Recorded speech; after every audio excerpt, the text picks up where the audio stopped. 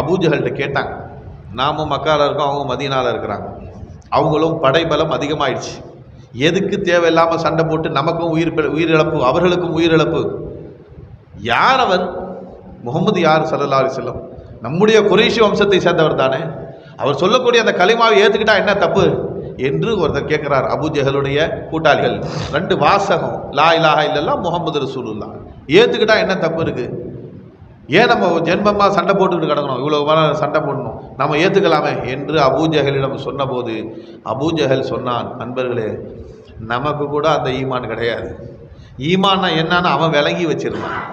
அபூஜஹல் சொன்னா, நீ சொல்ற மாதிரி 2 வாசகமாக இருந்தால் நான் சொல்லிடுவேன், 24 எழுத்தாக இருந்தால் சொல்லிடுவேன். அது அப்படியல்ல.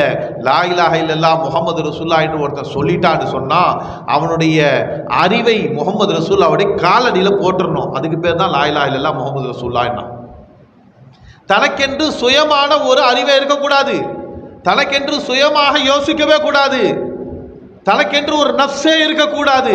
முஹம்மது என்ன சொல்றாங்களோ ஸல்லல்லாஹு அலைஹி வஸல்லம், அதுதான் என்னுடைய லைஃப் என்று நினைக்கணும். அப்படிப்பட்டதுதான் அந்த 2 வார்த்தை என்று சொன்னான். இப்படி அவர் இஸ்லாத்தை விளங்கினார்.